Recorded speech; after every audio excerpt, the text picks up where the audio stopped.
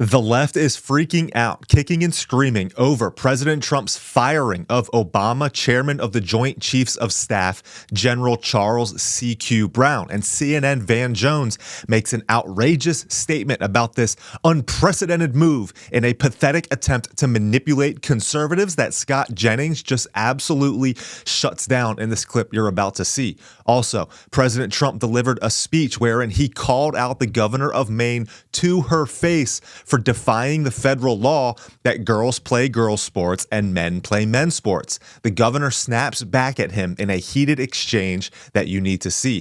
Finally, newly minted Small Business Administration Chief Kelly Loeffler paid a visit to the SBA HQ to meet the people that she'd be leading, but she encountered a surprise upon her arrival. Check this out. I'm Zach Costello. Hi everyone, Kelly Loeffler. It's my second day here at the SBA. I could not be more excited to be here, so I thought I'd take a walk. And what I found is that exactly what's been said is true. About 90% of our employees are working from home.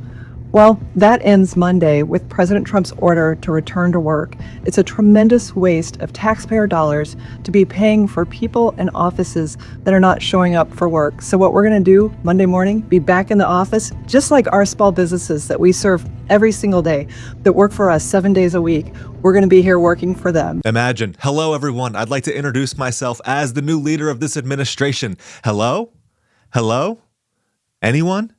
Nobody home. Solid use of taxpayer dollars being used there at the SBA. Glad to hear that this complete waste of taxpayer funding is ending. And speaking of more useless taxpayer funding, the state of Maine received $4 billion from the federal government that apparently they're willing to sacrifice to die on the hill of letting men play women's sports. Check this out. The NCAA has complied immediately, by the way. That's good. But I understand Maine.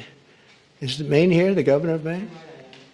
Yeah, I'm here. Are you not going to comply with it? I'm complying with the state and federal laws. We are the federal law. Well, you better do it. You better do it because you're not going to get any federal funding at all if you don't. And by the way, your population, even though it's somewhat liberal, although I did very well there, your population doesn't want men playing in women's sports. So you better comply because otherwise you're not getting any federal funding. See you in court. Every state, good. I'll see you in court. I look forward to that. That should be a real easy one. And enjoy your life after governor, because I don't think you'll be in elected politics. So the pushback from the left here is that the president threatening federal funding in order for a state to comply is unconstitutional. Look at it this way, though. There are certain federal laws that every state must abide by. The Civil Rights Act is an example. A state cannot pass a law reinstating slavery, for example. The federal law that there are two genders and protecting women's and men's sports is aligned with moral law. It's a federal law that we as conservatives want in place. This is something worth conserving. Remember that, because this is what CNN Van Jones is about to attack as the left freaks out about President Trump breaking precedent, firing the chairman of the Joint Chiefs of Staff, General Charles C.Q. Brown.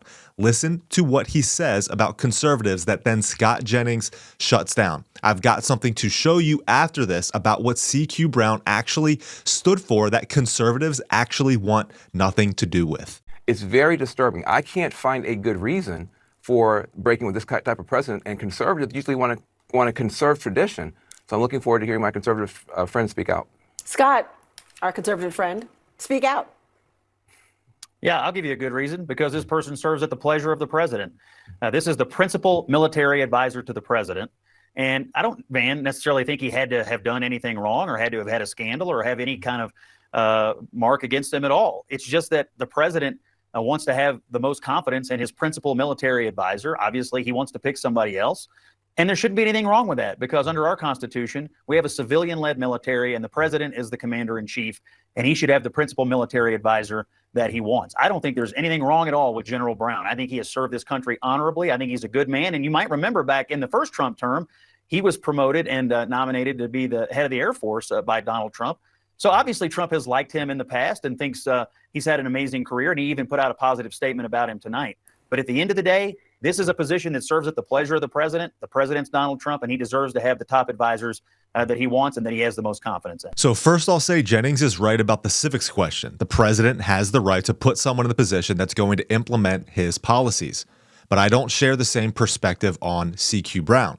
Jennings mentions his Air Force promotion during the first Trump administration.